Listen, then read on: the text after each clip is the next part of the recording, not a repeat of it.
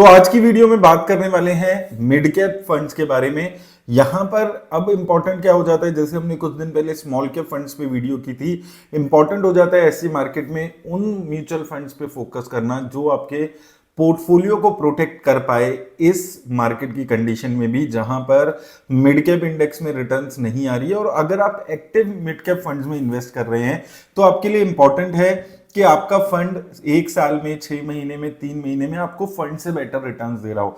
अगर इंडेक्स से भी बेटर आपका फंड रिटर्न इस मोमेंट में भी नहीं दे रहा है तो बेटर है आप इंडेक्स फंड में इन्वेस्ट करो। लेकिन मुझे हमेशा से लगता है कि मिड कैप और स्मॉल कैप इंडेक्स में फंड्स में आप एक्टिव फंड्स में बेटर रिटर्न्स जनरेट कर सकते हैं। और अगर आप अभी देखेंगे पिछले एक साल में तो बहुत सारे फंड्स हैं जो ये चीज आपको साबित करके दे रहे हैं। अगर हम ओवरऑल इंडेक्स पे रिटर्न्स की बात करते हैं तो आप देखेंगे 6 महीने में बुरा हाल है मिड कैप इंडेक्स का, 14.5% के आसपास की गिरावट पिछले 6 महीने में देखने को मिली है। एक साल में 2.5% का उछाल है और एक महीने में 5% की गिरावट है, 3 महीने में भी 8% की गिरावट है। अब ऐसे में इंपॉर्टेंट है कितने म्यूचुअल फंड्स हैं जो एक साल में अच्छे रिटर्न्स दे रहे हैं, 3 महीने 6 महीने में आपको पोर्टफोलियो को प्रोटेक्ट कर पा रहे हैं। तो सबसे पहले तो हम एक बार ओवरऑल रिटर्न्स देख लेते हैं।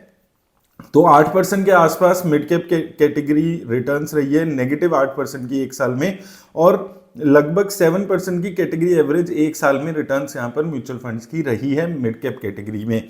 यहां पर कुछ फंड्स हैं जो काफी खराब परफॉर्मेंस है, जिनकी जो एक साल में भी खराब है, 6 महीने में, 3 महीने में, हर तरीके से खराब रहे हैं, जिसमें से Taurus discovery mid cap fund है, छोड़ सकते हैं। यहां पर Mirae asset mid cap fund भी काफी खराब परफॉर्म कर रहे हैं। हालांकि ओवरऑल अगर आप 5 साल में देखेंगे अच्छा परफॉर्मेंस है, लेकिन डाउनसाइड प्रोटेक्शन ये फंड्स आपको नहीं दे पा रहे हैं।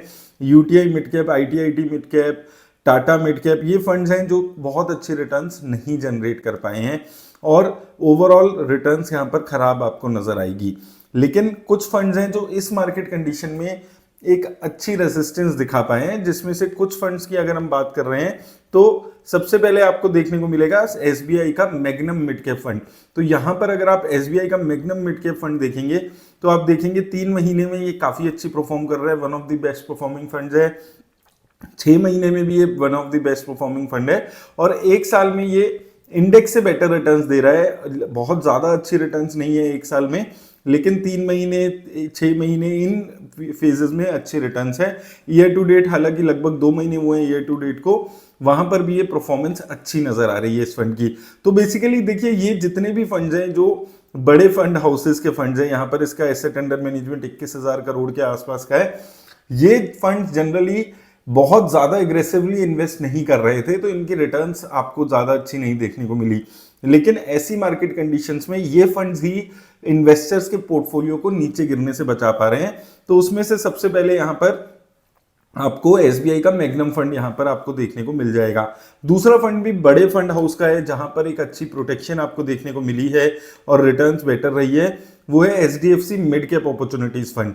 73,000 करोड़ का मार्केट कैप है इसका, लेकिन एक साल, 1 महीना, 3 महीने, 6 महीने में देखेंगे तो अच्छी डाउनसाइड प्रोटेक्शन ये दी है। और एक साल में भी अगर आप देखेंगे तो अच्छी रिटर्न ये फंड जनरेट कर पा रहा है। 2 साल, 3 साल, 5 साल, 10 साल में भी कंसिस्टेंट परफॉर्मेंस फंड ये रहा है। तो ये फंड भी एक अच्छी परफॉर्मेंस आपको दिखा के दे रहा है, एक अच्छी बेटर रिटर्न्स है, कैटेगरी एवरेज से रिटर्न्स अच्छी है और अपनी कैटेगरी में one of the best performing funds हैं अलग अलग फेजेस में, 3 साल, 5 साल, 10 साल। तो ये एक काफी वेल्थ प्रोटेक्ट करके अच्छी रिटर्न्स जनरेट करके आपको दे रहा है। यहां पर भी वही सिंपल चीज है, ये फंड भी अगर आप देखेंगे तो ये फंड भी आपको लॉन्ग टर्म में ये एक स्टेबल कंपनीज में पैसा लगाते हुए दिखेगा। Max financial, Indian hotels, Coforge, ऐसी कंपनीज में यहां पर ये फंड पैसा लगाते हुए आपको दिखता है। तो ये फंड भी एक काफी अच्छा कंसिस्टेंट परफॉर्मिंग फंड है। तीसरा फंड है थोड़ा सा ज्यादा रिस्की है, वो है मोतीलाल ओसवाल का मिड कैप फंड। इस फंड पे हमने डिटेल्ड वीडियो भी बनाई थी, 24,000 करोड़ का फंड साइज हो चुका है इसका। ये फंड भी आप देखेंगे 6 महीने में one of the best performing fund है, 1 महीने में भी अच्छा परफॉर्म कर रहा है। 1 साल, 2 साल, 3 साल, 5 साल, 10 साल, हर फेज में अच्छी परफॉर्मेंस है। अच्छी बात क्या है कि 6 महीने में जब मार्केट में गिरावट आई है तो भी ये फंड आपकी वेल्थ को प्रोटेक्ट कर पाया है। हालांकि ज्यादा रिस्क लेता है ये फंड, बहुत ज्यादा रिस्क लेकर चलता है, उसके बाद भी ये फंड एक अपनी अच्छी बेंचमार्क रिटर्न्स आपको जनरेट करके दे रहा है। रिस्क ही ज्यादा है ये कल्याण ज्वेलर्स, ट्रेंड, डिक्सन टेक्नोलॉजीज, इसके अलावा आपको पेटीएम जैसी कंपनीज देखने को मिल जाएगी। तो ज्यादा रिस्की कंपनीज में, हाई ग्रोथ कंपनीज में पैसा लगाते हैं। तो उम्मीद थी कि बहुत ज्यादा तगड़ा फॉल देखने को मिलेगा इस फंड का। 3 महीने में देखने को मिला है वो तगड़ा फॉल, लेकिन 1 महीने में फिर से इसने अपनी परफॉर्मेंस को इंप्रूव किया है। तो ओवरऑल ये फंड भी हाई रिस्क लेने वाले इन्वेस्टर्स को अगर आप देखेंगे तो यहां पर ये इस मार्केट कंडीशन में भी अच्छी रिटर्न्स जनरेट कर पाया है। इसके अलावा चौथा फंड है जो कि एक कंसिस्टेंट परफॉर्मिंग फंड नजर आता है, वो है Kotak emerging equity fund. 49,000 crore की मार्केट कैप है, तो यहां पर भी मार्केट कैप ज्यादा आपको देखने को मिलेगी।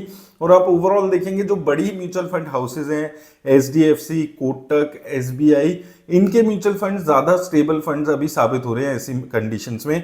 एक साल में आप देखेंगे 14% की रिटर्न है, एज अगेंस्ट लगभग 2.76% की रिटर्न जो मार्केट ने दी है। यहां पर भी वही चीज है, कंसिस्टेंट कंपनीज को में इन्वेस्ट करता है, बहुत ज्यादा हाई रिस्क लेकर चलने की कोशिश नहीं करता है, बहुत ज्यादा रिस्की कंपनीज में पैसा नहीं लगाता है, और उस वजह से अभी ये फंड स्टेबिलिटी की तरफ जाते हुए नजर आ रहा है। इसके अलावा अगर आप देखेंगे बहुत सारे फंड्स हैं जो छोटी कंपनीज के हैं, वहां पर आपको ज्यादा गिरावट देखने को मिलेगी 3 महीने में। एचएसबीसी हो गया, बंधन मिड कैप हो गया, यूटीआई हो गया, इन कंपनीज में ज्यादा गिरावट है, जिसमें 3 महीने में भी गिरावट है, और ओवरऑल भी आप अगर देखेंगे तो कैटेगरी एवरेज को बीट नहीं कर पाए हैं ये फंड। लेकिन बाकी फंड जो आप देख रहे हैं जिसपे हमने बात की है, उसमें आप देखेंगे 3 साल, 5 साल, 10 साल में परफॉर्मेंस अच्छी है। अब डीएसपी मिड कैप देखेंगे तो यहां पर भी आपको देखने को मिलेगा 3 साल, 5 साल, 10 साल में बेंचमार्क इंडेक्स कैटेगरी एवरेज को भी बीट नहीं कर पा रहा है। मिराई एसेट में भी अभी खराब रिटर्न्स है, लेकिन ये फिर भी 5 साल में अभी भी अपने बेंचमार्क इंडेक्स से बेटर रिटर्न्स है।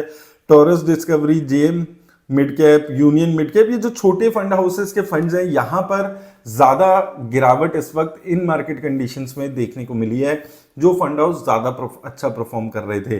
बार बार आपको एक ही चीज बोल रहा हूं कि मिड कैप स्मॉल कैप में इन्वेस्ट करने में दिक्कत नहीं है, अगर आप अपने रिस्क के हिसाब से अपनी एसेट एलोकेशन को सही रखकर इन्वेस्ट कर रहे हैं, वो चीज देखनी बहुत ज्यादा जरूरी है। ये मार्केट में अभी हो सकता है और गिरावट स्मॉल कैप मिड कैप में देखने को मिले, क्योंकि वैल्यूएशंस अभी भी बहुत ज्यादा अट्रैक्टिव नहीं हुई है।